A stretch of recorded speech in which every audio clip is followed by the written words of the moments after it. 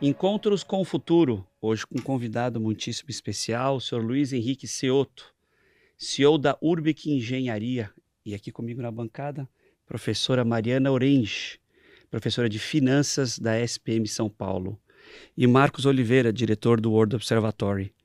Senhor Luiz, Encontros com o Futuro é uma iniciativa da SPM, do World Observatory e da Prime, que é o braço da ONU de Universidades de Negócio no Brasil e no mundo. E a nossa intenção é aproximar o setor privado da academia. Prazer tê-lo aqui com a gente. Prazer é todo meu. Senhor Luiz, conta um pouquinho da Urbic, qual que é a proposta, dimensão da empresa, números. Bom, a Ubic ela foi fundada há praticamente 5 anos. É uma empresa de engenharia, mas com características de uma startup, né? Ela é voltada para industrializar a construção, para gerar alta produtividade. Até então, a construção civil no Brasil ela foi muito baseada num tripé, que é mão de obra barata e abundante, né? Custos baixos do processo convencional, né, que é um processo extremamente artesanal, que a gente brinca, né, de empilhar tijolo, né? E o terceiro, o terceiro item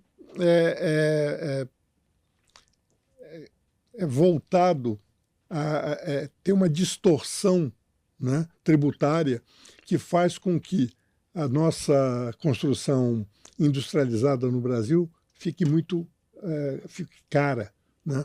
A construção industrializada paga ICMS e IPI, isso aí dá uns 30%, dependendo do estado, 35%, sobre o valor total da obra, enquanto que a obra convencional, empilhando tijolo, é mais ou menos de 3% a 5% da mão de obra, que representa aí 30%. Isso é incrível, é verdade. Eu já ia entrar com essa pergunta.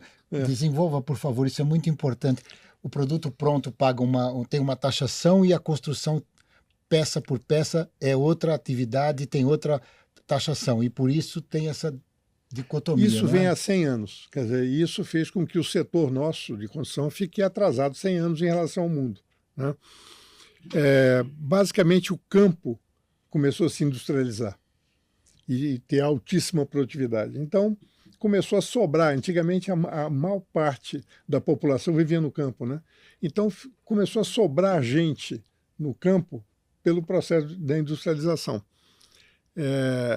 E o que aconteceu? À medida que ia se industrializando o campo, sobrava mão de obra, essa mão de obra vinha para a cidade. Então, o setor esperto, né, falou, olha, vamos aproveitar essa mão de obra com baixo nível de qualificação e utilizar ela intensivamente. Uma situação que, tudo bem, há 60, 70 anos atrás poderia até ter coerência, mas durante um determinado período virou um mote, virou o principal vetor do setor. E, para isso, o setor utilizou isso para ter benesses do Estado brasileiro e dos diversos governos.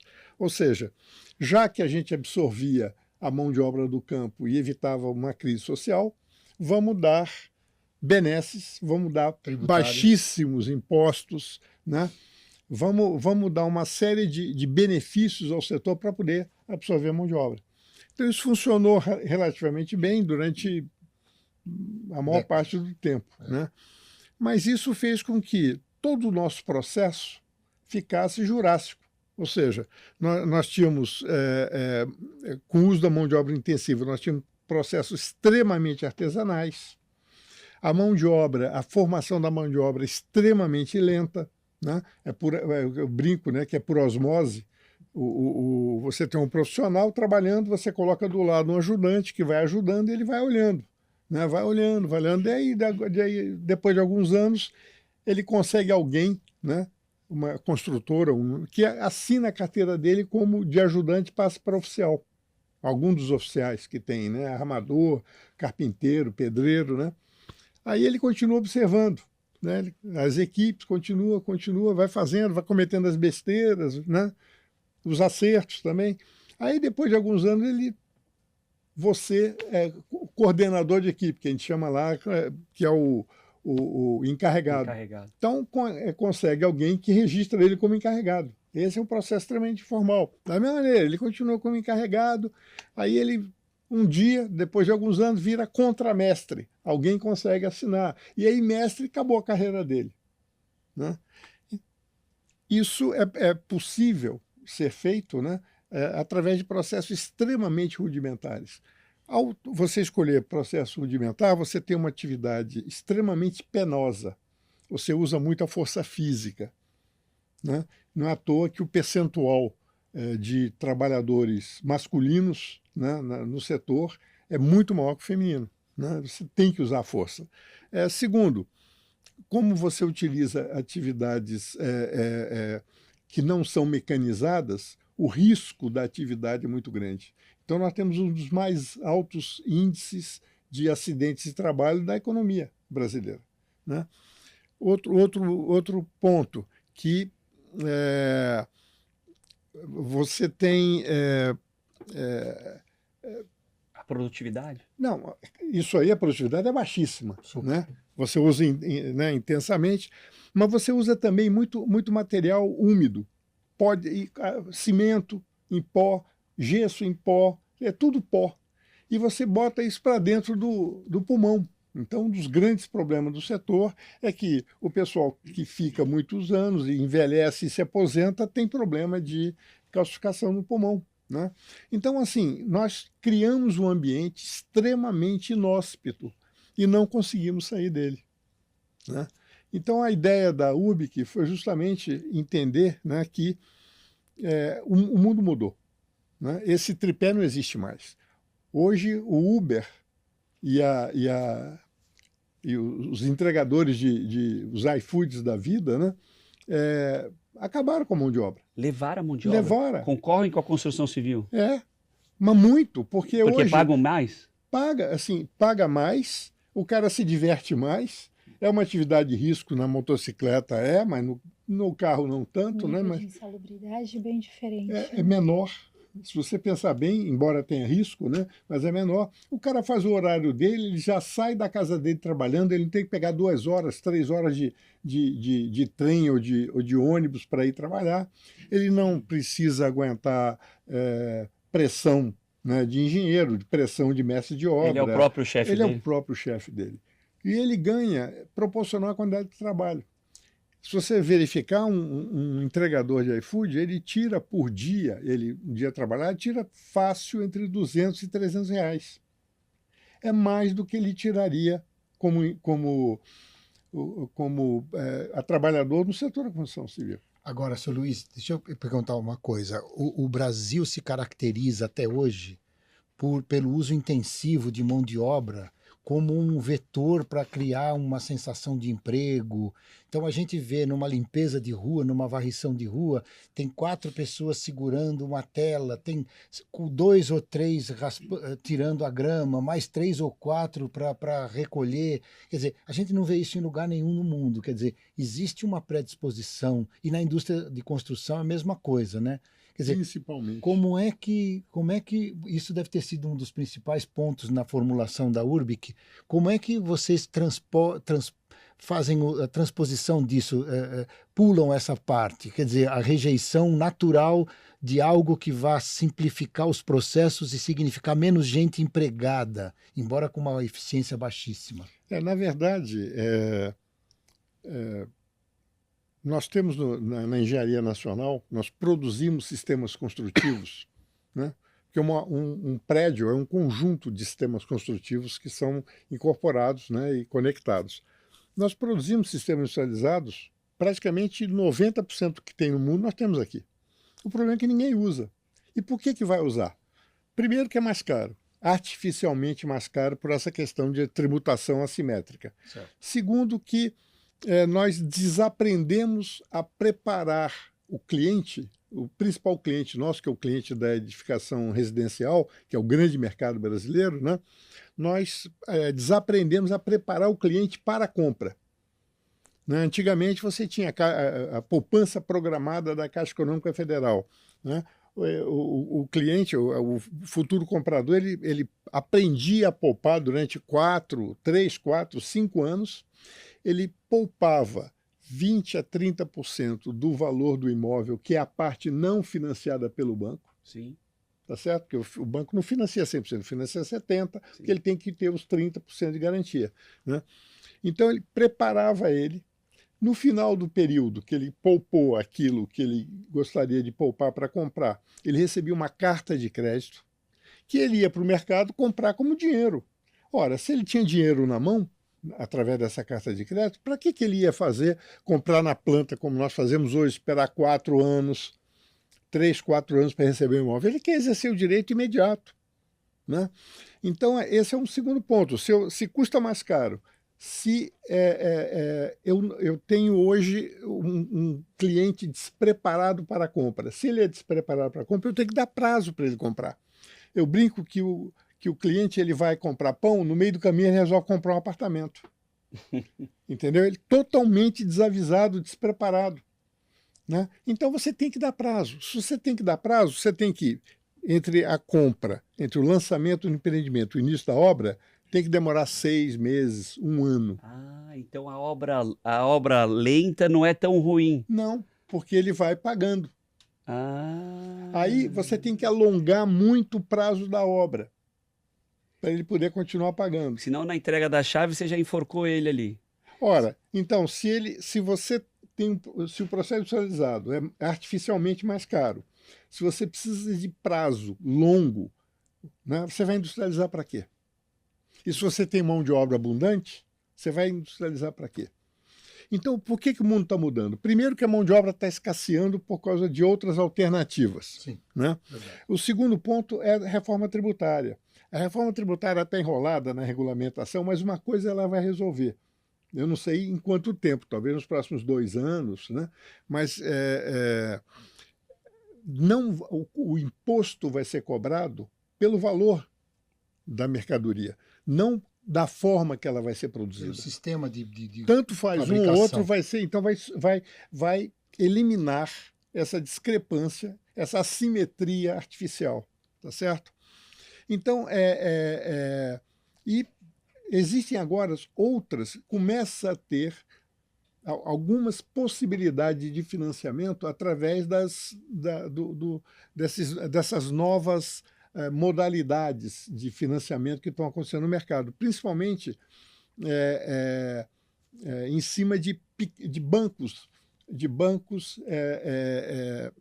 remotos, bancos digitais, entendeu? Então, está havendo uma certa modificação, tá certo, no ambiente que vai destravar o atraso. Senhor Luiz, deixa eu lhe perguntar um ponto. De um prédio, ajuda a gente a materializar os exemplos que o senhor deu.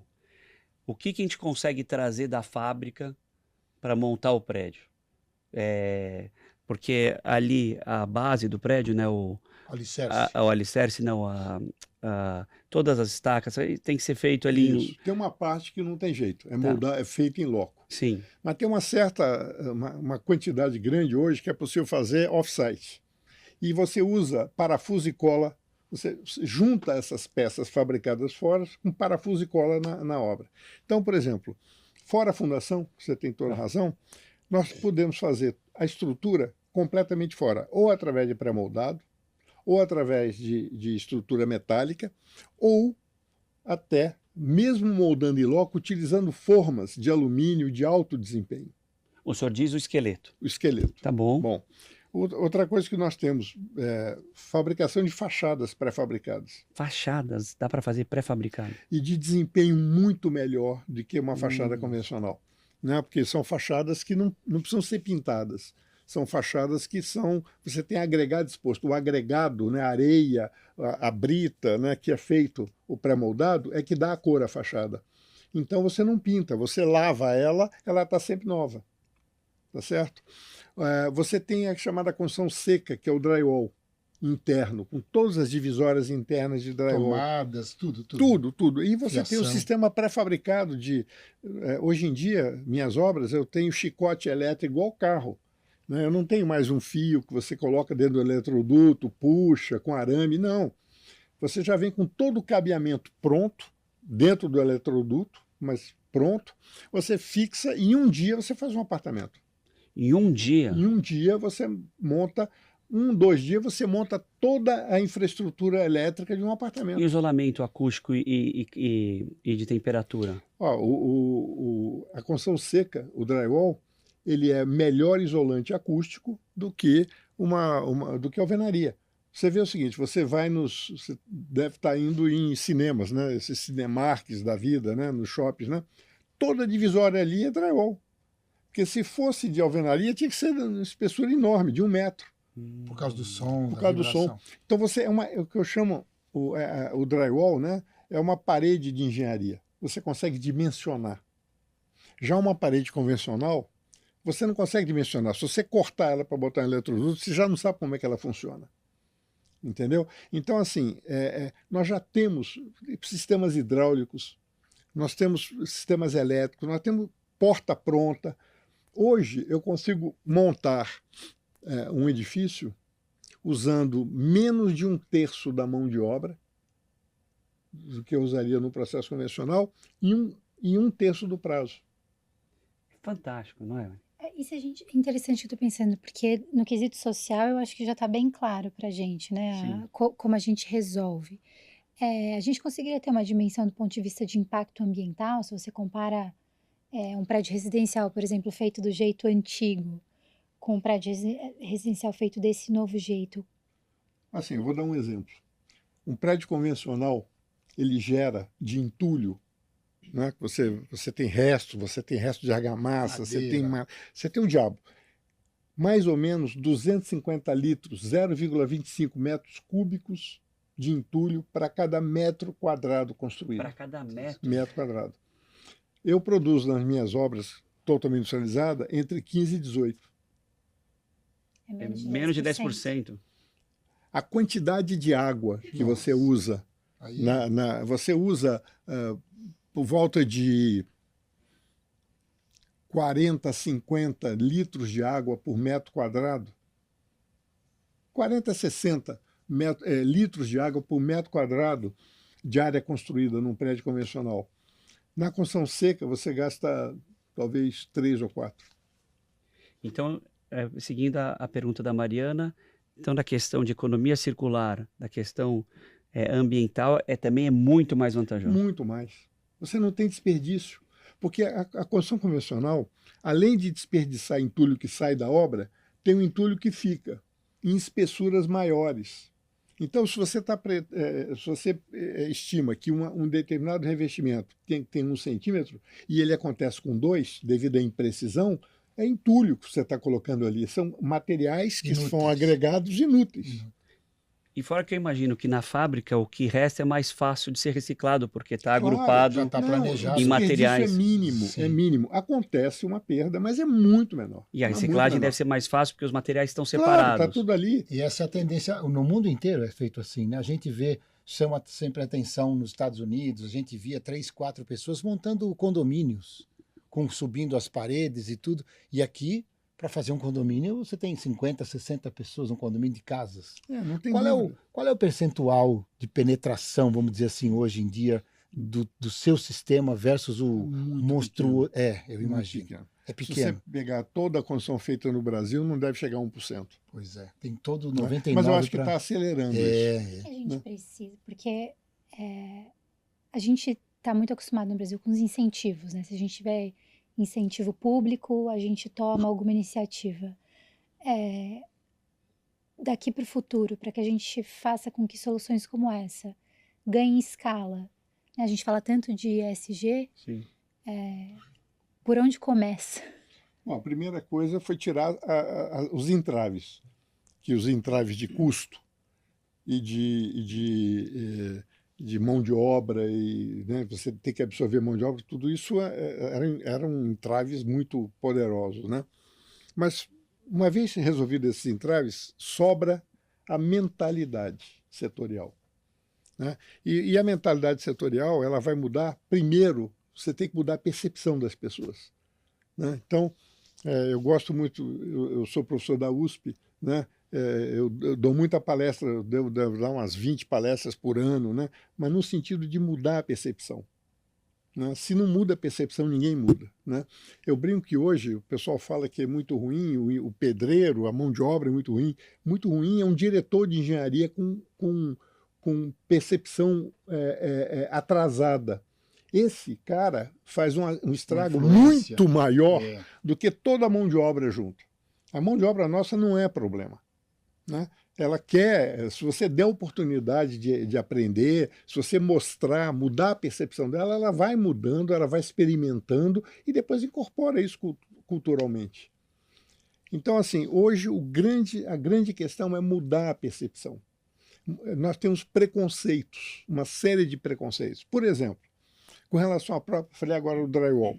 Né? O drywall ele tem um som cavo, porque ele é oco. Ele é oco, embora ele tenha espessura, ele seja mais resistente, uma parede de drywall muito mais resistente do que uma parede de alvenaria, ele tem um som oco. Né? E o pessoal começa as construtoras que tentam inovar utilizando esse tipo de material sofrem bullying de outras que não querem, dizendo o seguinte, não, é papelão, é papelão. Se der uma pancada, a mão passa. Não passa, porque antigamente você tinha aqueles o gordo e o magro, né? Né? Aquelas brincadeiras, mas aquilo é bobagem, aquilo é coisa de cinema. Se bater contra uma parede, você vai se arrebentar todo. É mais fácil você passar por uma alvenaria do que passar por um... Né? Então, assim, nós temos muito, que eu brinco, né, de mimimi no setor. Né? Tem muita desculpa para não evoluir. Nós estamos acostumados, o setor está muito acostumado em uso de mão de obra intensa em atividades artesanais. Essa é a realidade. A reforma tributária seria um começo com uma certa, assumindo que vai haver uma certa uma equivalência. O senhor acha que aí a turma vai dizer, puxa vida, então eu pego menos tempo e a qualidade é boa e vai começando a construir? Eu acho que tirar os entraves, porque a construção industrializada era como se você estivesse correndo, né, com bolas de ferro nos pés. Você tirar as bolas já ajuda para burro. Né? Outra coisa é a falta de mão de obra. O setor não atrai mais mão de obra, paga mal. Né? E não atrai. O cara vai lá, fica na chuva, no sol, calor, entendeu? Na poeira. Ninguém quer isso. O filho do pedreiro não quer isso. O filho do engenheiro não quer ser engenheiro. Vai ser engenheiro civil para quê? Né? Tem outras oportunidades no mercado. Sim, com certeza. Então, assim, um conjunto de coisas, não é um item só, mas um conjunto de coisas vai. E a partir de agora eu acho que vai cada vez dinamizar mais a saída. Senhor Luiz, um ponto, o senhor falou muito da percepção e dos entraves. Os entraves, por sorte, estão avançando e a percepção ainda é um dos, entre parênteses, entre aspas, um gargalo. Para trabalhar a percepção, o que a gente precisa? É marketing de setor, para criar storytellings em cima desses conceitos, é mostrar isso como vanguarda e não como uma opção barata. Por onde a gente escapa? Eu acho que vocês aqui, nós estamos numa meca, né? Eu já entendi que o senhor vai passar a bola para a gente, é isso? Exatamente. Assim, o marketing na construção civil é o pior marketing que existe. É o marketing de produto, entendeu? Se você olha um folder, né, que explica um produto, você não sabe. Se você tampar embaixo, você não sabe de quem é. Né? Tudo igual. A gente acabou de escutar isso de um diretor de agência falando, não pego mais construtoras. Assim, é primário. Né? Eu gosto de me espelhar muito no setor automobilístico. Né? O setor automobilístico começou artesanal, né? fazia carro a machado, né? E hoje você faz um carro que tem a mesma quantidade de itens que um edifício. Um edifício tem mais ou menos 4.000 itens. 4.000 a 4.500 itens. Um carro tem mais ou menos isso. Um carro, é claro que a escala é muito menor, mas um carro, eles montam 4.500 itens em 3 horas. Nós montamos 4.500 itens em 3 anos, 4 anos. Entendeu? Então, assim, nós precisamos praticar um marketing para incentivar. O cliente precisa enxergar na construção industrializada, de alguma maneira, vantagens para ele. E a primeira vantagem é custo. Nós precisamos ter. Então, antigamente, até então, nós não tínhamos isso porque artificialmente você tinha custos elevados, né? E como exemplo que eu estava falando da indústria automobilística, olha só as transformações que aconteceram e o pessoal usou o marketing de uma maneira brilhante. Primeiro, para-choque. Lembra? Antigamente tinha para-choque. Separado do carro. Você é da minha idade, você não é da minha idade, mas ainda lembra dos para-choques. Claro. E o para-choque era para bater. Para bater. E era fora do né? carro. E aqui era uma porcaria, que vivia picotado, todo ano você tinha que mandar pintar, enferrujar, um inferno. Até que um fabricante resolveu colocar de plástico. Incorporado no design. A primeira coisa que ele fez foi melhorar o design do carro, incorporou. Em vez das outras fábricas falar, porcaria, é plástico. Vamos seguir. Não. Olha, hoje em dia, quer dizer, e foi explicado isso de alguma maneira, né? Contaram essa história. De uma forma. Absorve o impacto. Isso. Para o cliente, né? E hoje quem quer? Ninguém reclama. Se você botar um carro... O consumidor enxerga como um componente de segurança, um componente normal. Quem quer hoje um para-choque metálico? É impossível, ninguém quer, né? Outra, recentemente eles viram que podiam baixar o custo do carro colocando no step aquela roda que parece uma bicicleta. Isso. Hoje todo carro vem. Antigamente era uma roda normal que você fazia rodízio, né? Ora, eles pensaram o seguinte, pô, se eu fizer isso vai virar uma revolta. Não, eles começaram a mostrar, né? Olha que legal, dá mais espaço no bagageiro, é mais leve para você trocar. Não precisa calibrar, ele já está durinho. Ninguém quer roubar. Isso, entendeu? Não tem valor. Quer dizer, criaram uma série de itens que fizeram o cara desejar isso. E hoje, quem quer um step normal? E já tem os carros hoje em dia que não tem mais step.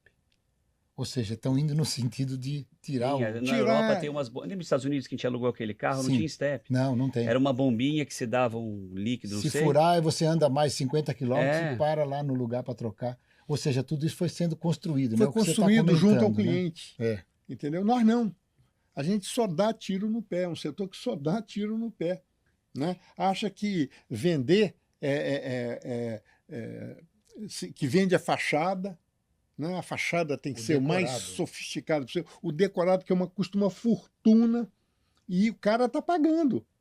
Né? Se você não fizer o decorado, eu acho que você pode reduzir aí uns 5% no preço do apartamento. Nossa, tudo isso. É o custo de marketing em torno de 5%, o que eles chamam de marketing. Né? Então, assim, tem uma série de coisas. Eu acho que tem um espaço gigantesco do marketing junto à construção civil. Nós estamos nos primórdios, nós estamos na idade da pedra. E o storytelling está pronto, né? Está pronto. Literalmente na idade pronto, da tá pedra. Ô, senhor Luiz, a minha pergunta é para quem a gente encaminha essa entrevista? Depois o senhor me manda a lista dos decisores. Eu falo assim, Pedro, encaminha essa entrevista porque foi uma aula, deu para entender os pontos não só de gargalos, mas de erro de percepção, e realmente não está difícil mudar. É só mudar a cultura mesmo. Eu acho que está assim, a necessidade é a mãe de todas as virtudes. Né? Essas modificações que estão acontecendo, de tirar os entraves e gerar necessidade agora de racionalização do uso da mão de obra, né? Isso por si só já começa a movimentar. Muito rápido, né? E eu acho que o setor da construção civil ele ficou isolado do setor financeiro, ele é isolado de todos os setores. Parece que é vida própria, só olha para o próprio umbigo. Eu acho que tem oportunidades de aprender com outros setores. Sim. Eu acho que o setor de marketing poderia fazer um trabalho sensacional na construção civil. Senhor Luiz, o senhor já tem aqui o convite ao vivo. A gente vai fazer um fórum sobre construção civil no segundo semestre. O senhor vai ajudar a gente abrindo o fórum. Parabéns pelo trabalho, ótima iniciativa e também de visão de futuro. Obrigado. Muito obrigado.